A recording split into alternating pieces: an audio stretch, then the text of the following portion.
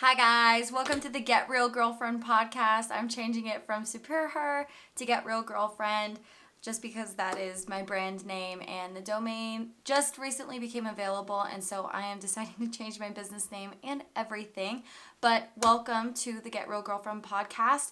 I am excited to be filming episode number 4, and I really want to talk about why I got out of the mainstream birth community. So my whole holistic journey and just kind of getting really interested in women's health all started with the understanding that I knew I didn't want to be on drugs when I had my babies, and that there were so many interventions like eye ointment, immediate vaccination, and all kinds of stuff that I viewed as spiritual warfare. And the more and more that I researched it, the more and more things just started clicking and kind of all connecting, and I realized that everything was connected.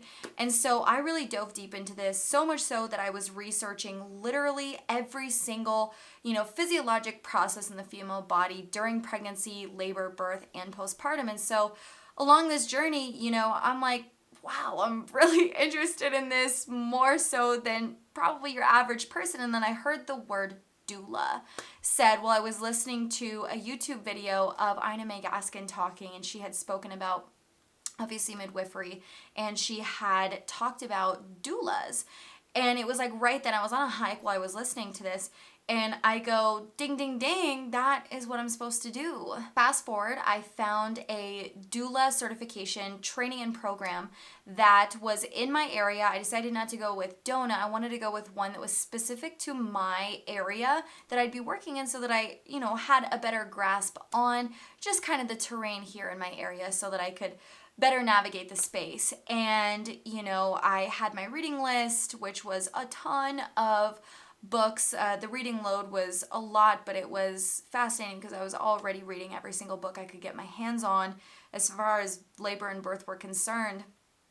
And I was really excited for this program. It's such an amazing and informative training. And, I was so excited, but let me rewind a little bit and just give you a little bit of context. So as a doula, we're trained in this professional setting too, mind you, that our place in the medical maternal healthcare field is, to zip it. Don't you ever speak out of turn, especially when you see something bad happening, like a doctor giving a mom an episiotomy without consent, or even worse, after she has said no and does it anyway. There are a lot of things like this. It's called obstetric violence, where we're all, as professionally trained doulas, I would hope, very well versed on this subject. Doulas are a medical adjacent, professionally trained support person that should, in theory, be helping to make everyone's lives easier, including an obstetrician. But because of their training and, they're indoctrinated to treat every birth as high risk, and so that's why we see such a huge amount of women that are medically managed in their pregnancy, labor, birth, not postpartum.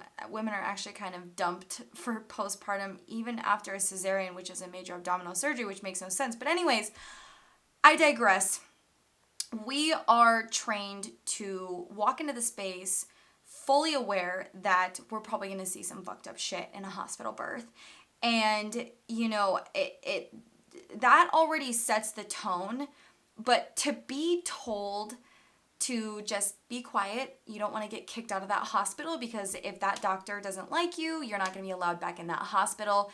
Boom, there's a whole demographic of women that you can no longer support, and you're not going to make money anymore from that avenue specifically. I already knew that I wanted to mainly support women who wanted natural births, specifically like birth center and home births, which is definitely less than the norm. The norm is 99% of women give birth in the hospital here in the United States, and only 6% of all births are attended by doulas. So it's already like a very small niche market.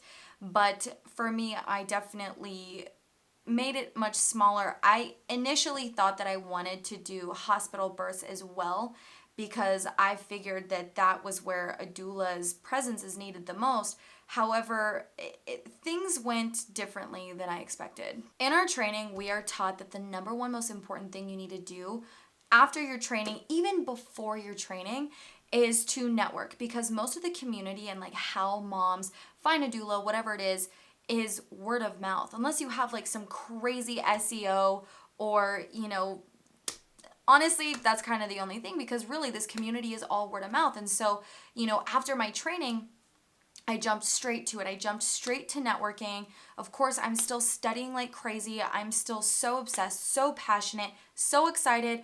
I'm thinking, oh my gosh, I can, I know how I feel, so I can only imagine what, these other women feel as far as their passion for labor and birth and like bringing babies into the world in the most incredible way possible and supporting women on their journey from maiden to mother. I was so excited to meet my like-minded women who were just as excited as I was, and women who were seasoned and had incredible stories, because I had read countless birth stories, positive natural birth stories, home birth stories, and I was just so enthralled with this world. And I think a lot of us as new doulas really are, and the way that the whole system is set up, and cancel culture and everything else thrown in there, just really threw a whole wrench in everything. And that's when I started realizing kind of how corrupt just the space was, and specifically in my area, how difficult it was to break into the market. First and foremost, my first impression on this after trying to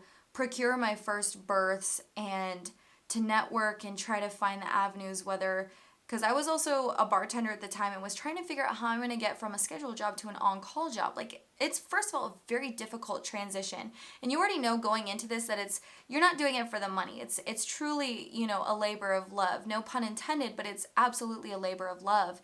And you do it because it's fulfilling and it makes your heart glow, not because you want to get rich. And, so I became a professional doula right before COVID, right before the lockdowns, really. And so, at that point, I got laid off my job. I was like, great, like now is the best time to go at this then, because I can't be at my job. And so, I utilized that time to build my website, make business cards, and to start attending networking events. I got with a birth center up like 45 minutes north of me. And, I got on their doula program. And so I was like attending doula meet and greets with families. And, that was cool and, like relatively fruitful, but not enough to pay my bills. I had a postpartum client, and networking, it was kind of cool. And like you got to meet other people in this space, but the people who were networking and at these events were doulas and birth photographers that were really already in this space for like 7 to 10 plus years already. And so they already had the entire client base. Because imagine, only 6% of births, only 1% occur outside of hospitals. 6% is the amount that are attended by doulas.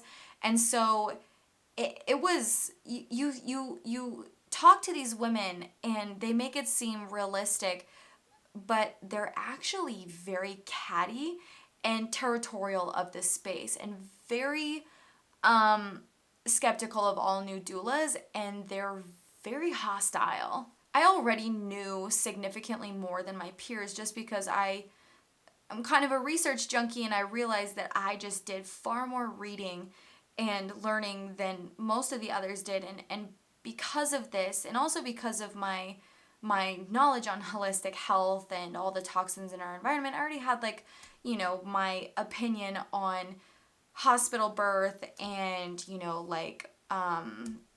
elective cesarean. And in this space, there's a lot of dogma and like political rhetoric and ideology around birth that makes it very difficult to speak your mind without being ostracized and demonized. So they started canceling all kinds of things because they were non-inclusive.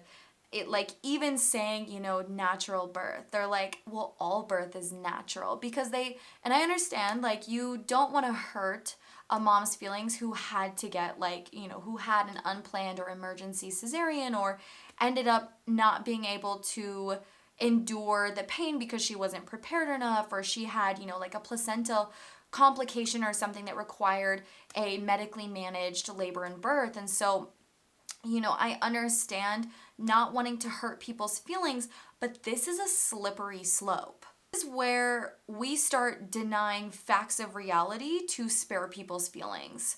So I actually met my, at the time, business partner at one of these networking events, and she was a brand new doula too, mom of 4, really amazing woman, and was such a good friend to me. And, I am so grateful for her presence in my life. And, but we both had a vision, both very passionate, and, she had 4 medically managed labors and births, and she was actually Audie, who was on episode 2 of my podcast.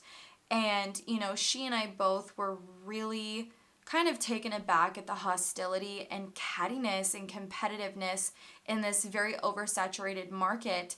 And just the like pushback we got for wanting to be charitable. We were trying to figure out ways to get doulas covered by Medicaid here in our state, because it's only covered by a couple states, and the way that it's set up is just not like, it's not profitable for the doula to be able to, like, sustain her life. And I do understand some of their points of saying, like, if you charge little or free to get your births under your belt to get certified, because doulas need like 3 to 5 births, depending on the certification program, to get certified. And so, a lot of doulas will take free births in the beginning just to get certified and to get that experience, so that they're now reputable enough to get other clients.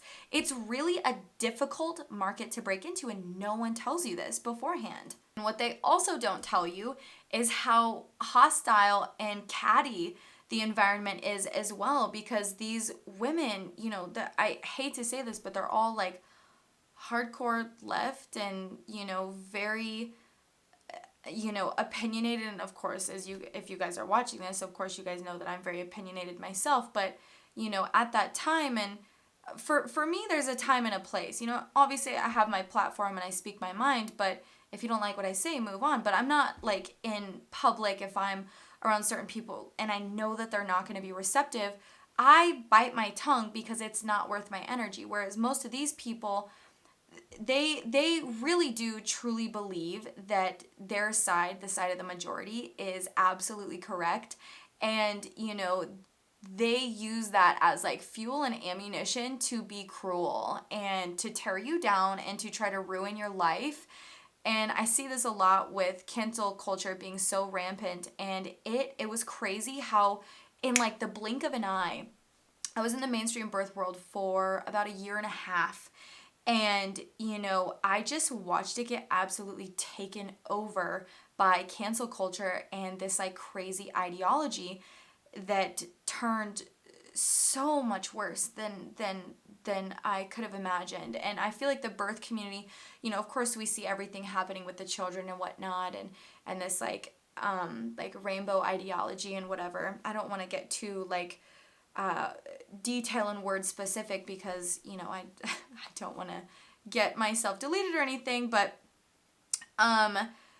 I feel like we see it so often now with like the drag, reading hour and whatever. But I'm telling you, it could not have been more blatant in the birth community specifically, because we were no longer allowed to say mother, breastfeeding woman, because it was, and verbatim, like in quotes, violent language. It was literally considered violent language to use these words that are ubiquitous with everything feminine and biology and what it means to be a woman, and just what makes us so special. And just it's, as someone who was so like feminazi before before discovering my womanhood, healing my past traumas, and opening my mind to the other side or the other perspectives,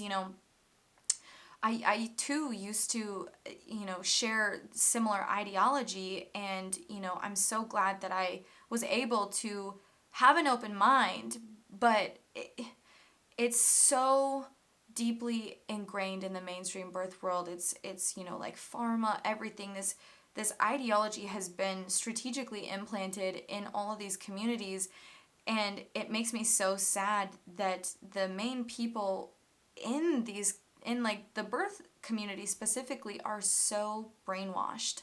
At this point, me and my business partner get this brilliant idea. So we think, obviously this is really tough to break in just as doulas, and both of us had pretty big vision, and so we decided to try to bridge the gap and create an all-in-one platform for birth workers, from like fertility specialists to doulas, midwives, to a sleep consultant, postpartum, whatever, and connect all of these birth and birth adjacent professionals to the parents on one platform, because nothing like this exists in our state. And so this was a brilliant idea. So we started executing. We were networking with all the right people, and we were making all the right connections. I was building the website. We were doing bi-weekly networking events virtually during this time, and we were picking up so much momentum. People were really excited about what we were bringing to the table, and our goal was to broaden the market. We were saying, we want to find ways to put information in the hands of clinics and, the doctor's offices, and to, gain partnerships. We want to connect them with, OBs, if it's, we really, and it's so crazy to look back now, because we just started moving the goalpost on ourselves so much. I told my business partner I was never going to stop saying the word woman. I refused.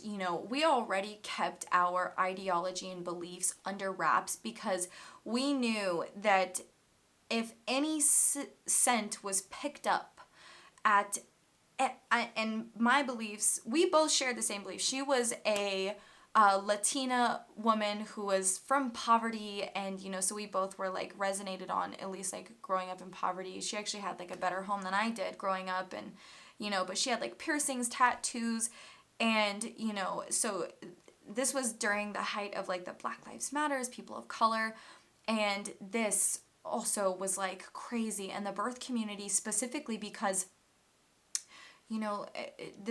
people are feeling all kinds of emotions, and everyone is also feeling like we're walking on eggshells, especially as like white people, and my business partner like believed the same thing as we did, because she just felt like color was way too much a part of this industry. So we're in this space, and things are just like exploding with the BLM movement and the LGBTQ movement, and they're both just like melting together and creating this just insane terrain in the birth space, of where you are so easily called a racist, or so easily called a bigot, non-inclusive, if you don't tout and plaster everywhere that you are inclusive and will support these people and support those people, and give recognition to these people. And it was already very difficult to navigate this space. We're just treading lightly and keeping our beliefs under wraps, because we're like, we can still hold on to our beliefs and cater to everyone. And mind you, at this time, so we're having networking events, and one of the gals is actually the woman who trained me, who has been a doula in my area for 25 plus years. And she's a pillar in the birth community in my area, and she wanted to donate the official doula association website to us, to help us grow our business because they all believed in what we were doing. We were also networking with this gal who was the perinatal, she was leading the perinatal mental health unit at like the #1 most prominent mental health facility here in my state. And she was going to write our business into a grant to get us funding so that they could run a program through our business. Like, I'm telling you, like, we knew that our business was going to be so lucrative because we were filling something that was truly needed and that everyone was really excited for, because we were not just trying to connect everyone, we were trying to broaden the market and make everyone money. We saw how hostile and competitive and toxic this space was, and we really wanted to just crack it wide open and do something good for our community. We wanted to get doulas covered by Medicaid and you know, do God's work, really. And, you know, everything was going so smoothly. Everything was going so smoothly. And we were constantly asking ourselves, we were so excited, we were so passionate, you know, we were asking ourselves, like, why is this going so smoothly? Because you always hear, you know, first-time entrepreneurs, you know, typically your first business fails, or you have multiple businesses fail before you find one that actually sticks and is successful. And so we're like, why is this going so well? And it was because we neglected to stay true to what we believed in. And, you know, like I said, I promised myself that I would never stop saying the word mother. And as I'm building this website, you know, I find myself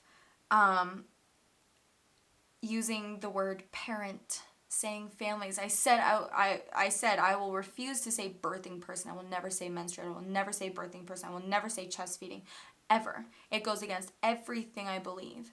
But I find myself, you know, here saying parent and family, and, you know, I was moving the goalpost on myself increasingly more and more.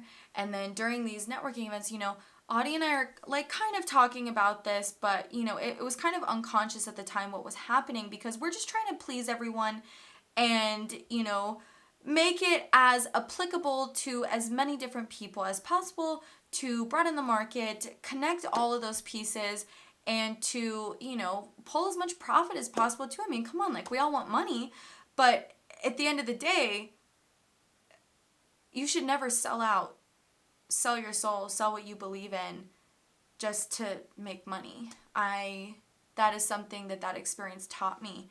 And, you know, during one of our last networking events, it was actually our last networking event, we decided to start doing themes to gauge our community. Like, we had built this community of seemingly like-minded women who were excited about what we were doing. And so, you know, we got together and we decided that our topic for this networking discussion would be cancel culture. And so we, you know, kind of opened it up and let everyone start giving their own opinion and talk about cancel culture and their experience and just what they've noticed. And you could tell that, like, people were so nervous. People were so nervous to say how they actually felt, because there's so much fear around saying what you actually believe, for fear that someone will literally go and, you know, drag your name through the mud on social media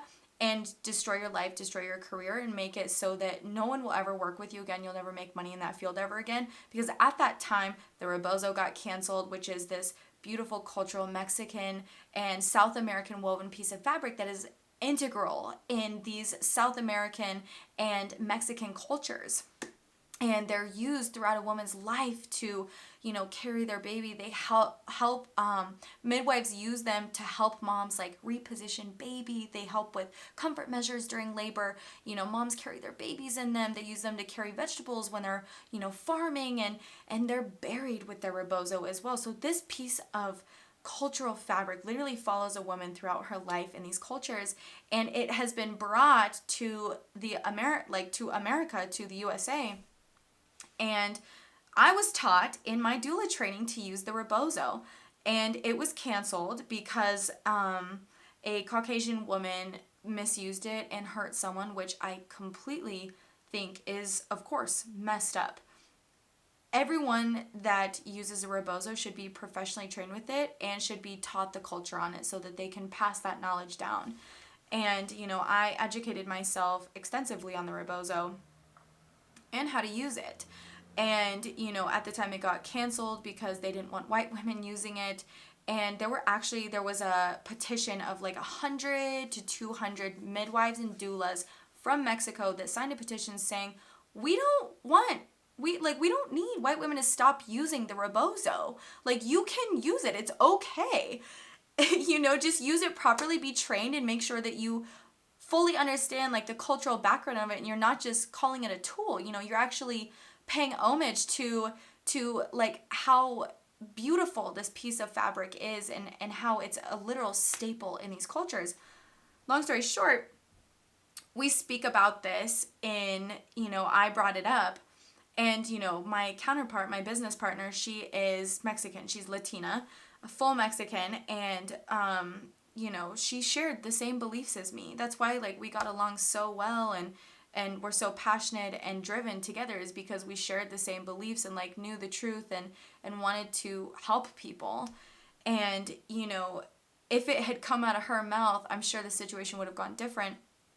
But the lady who was a part of the mental health facility that wanted to write us into this grant to get us funding to run their program through our platform and business, at the end of the conversation, I had been on a snowboarding trip, and so I missed their networking call where they were talking about this, and, Audie had gotten me up to date, but Lise was like, hey, Taylor, like, you missed that meeting, like, can you stay on at the end of the networking call, and so I can get you up to speed? I was like, absolutely.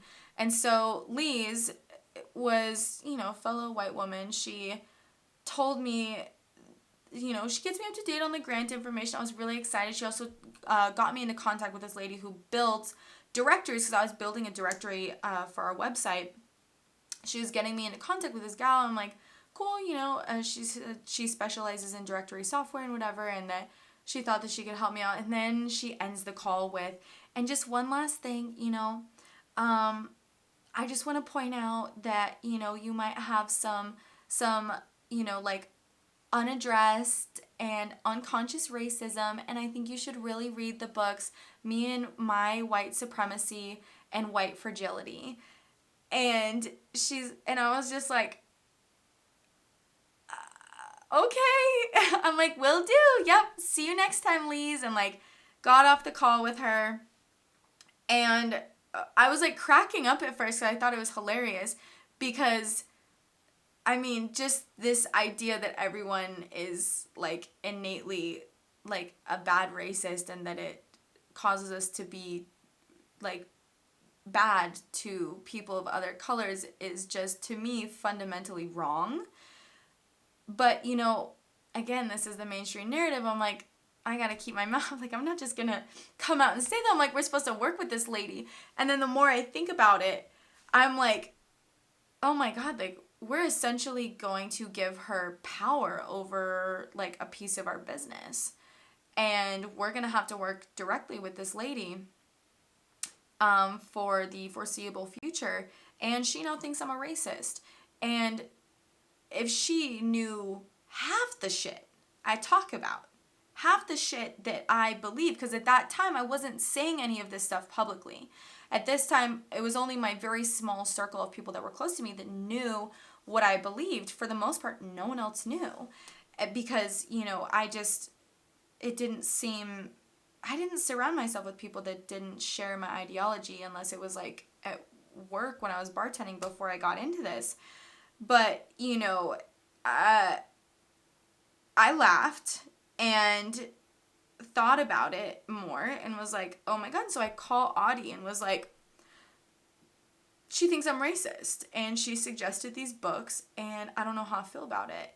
And she also was like, wow, like, yeah. She's like, this is sketchy. Because, like, mind you, at this time that we're building this business, there were other big like businesses in the birth space that did, comfort measure, like cards and whatever, and different platforms that aided pregnant and, like birthing moms.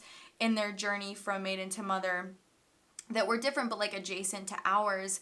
And we were watching these like very inclusive businesses get torn to the fucking ground because one person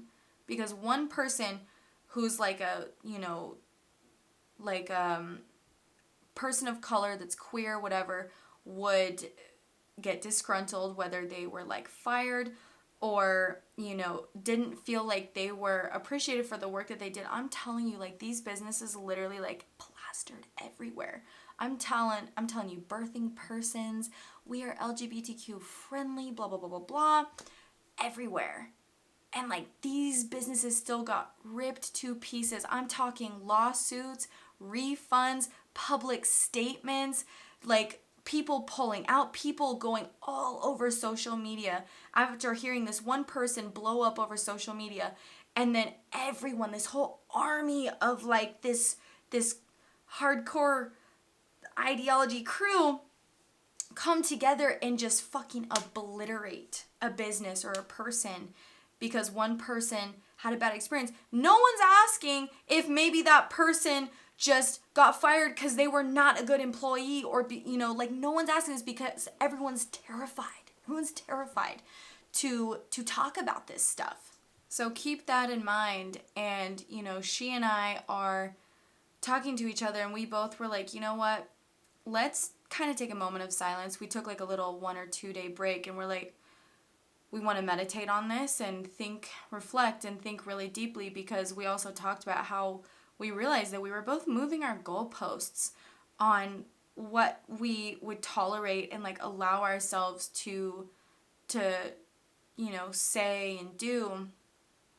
And so we took a couple of days and came back together, and you know, she was the first one who was like, I don't think I can do this. She's like, I understand if you want to continue on with our birth network business, but I don't think I can do this.